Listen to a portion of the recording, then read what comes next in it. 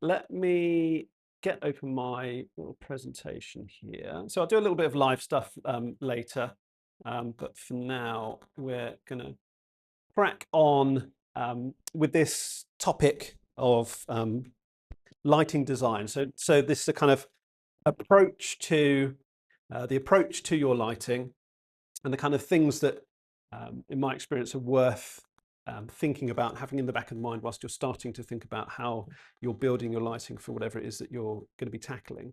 The way that I approach this is I split it into kind of three main pillars, three main areas where I'm going to start to think and drill down. So these kind of top level areas are depth, composition, and emotion.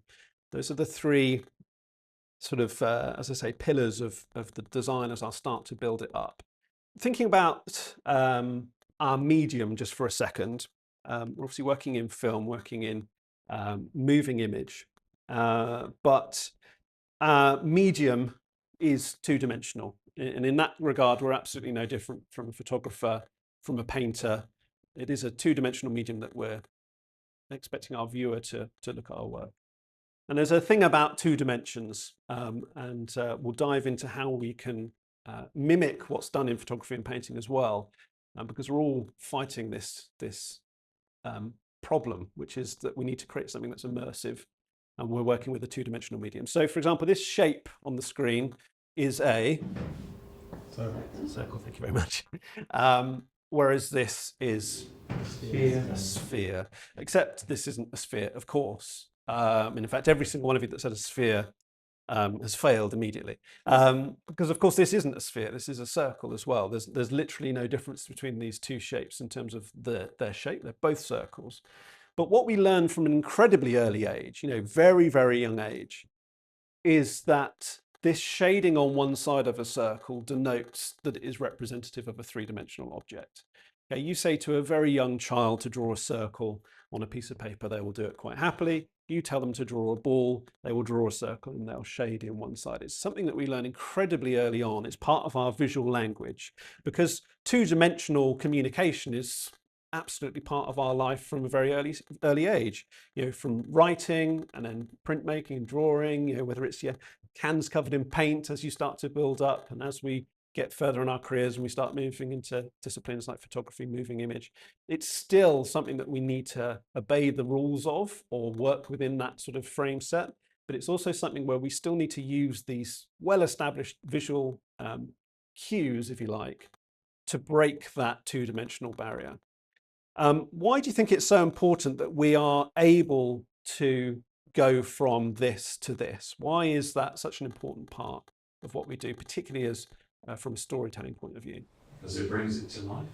Yeah, it makes it far more easy for the viewer to engage with it, to believe in it, to become immersed in it. So that three-dimensionality, as we move from that to that, it creates the immersion that we want for the viewer. We want them to be sort of feel enveloped by what we're presenting them with, so that they feel like it's a more vivid, more realistic, more engaging piece that they become deeply involved in. We want them to connect with characters or places or themes that we're representing in our two-dimensional medium that is representative of the three-dimensional world around us. And this is, as I say, not a new concern. This is not something that only filmmakers or only people in 2024 have to think about. A well-established process in painting, chiaroscuro, which is an Italian term which literally means light dark, was a technique that was popularized by people like Da Vinci and Caravaggio, but used extensively by painters for a very long time, where they're using that sort of clear contrast to denote and suggest that there's volume, that there's sort of modeling to the subjects within their paintings. And it gives a vivid impression of the three-dimensionality of the place where the subjects are, where they're placed. And this idea of, if you look at that face, it really is no different from moving from that to that. We're creating a sphere from the face. We're using the features of the face as well to create dynamic and interesting shadows. And it's that quality of that shadow that's the key to this creating depth.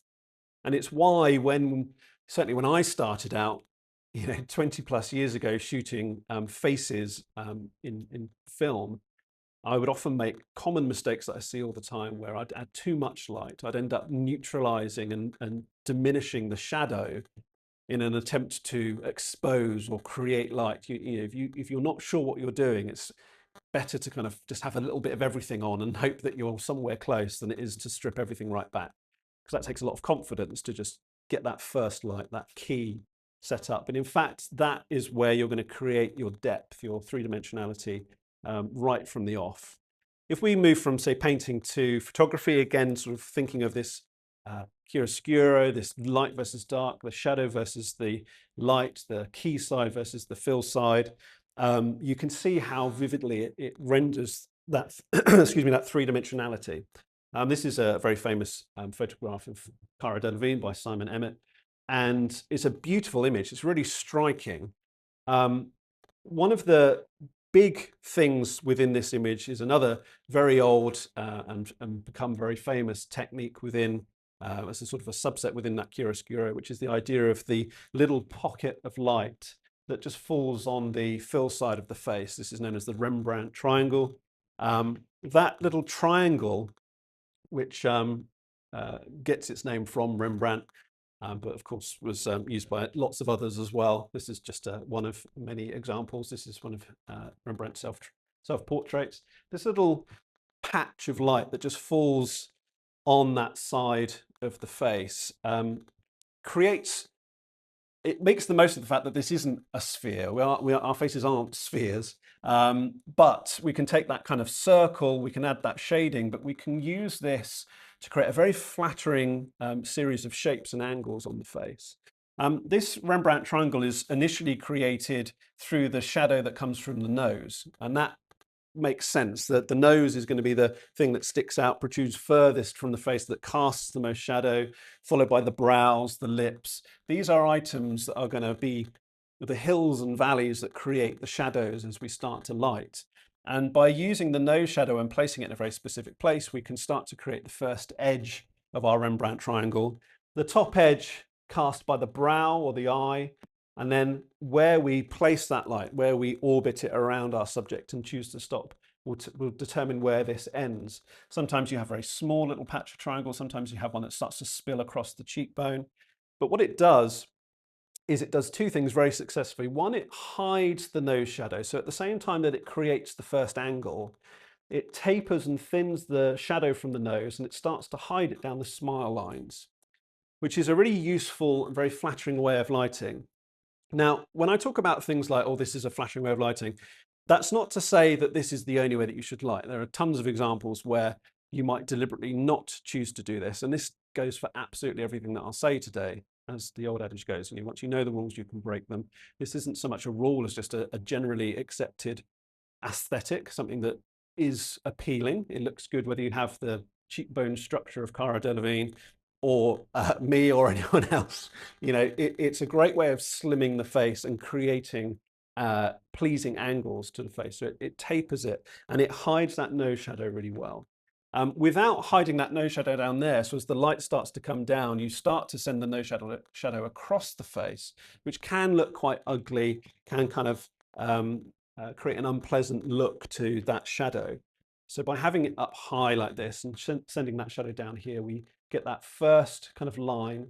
And then the termination point here, obviously it works really well with the natural cheekbones and the shape of the face, and it slims and it creates a pleasing aesthetic.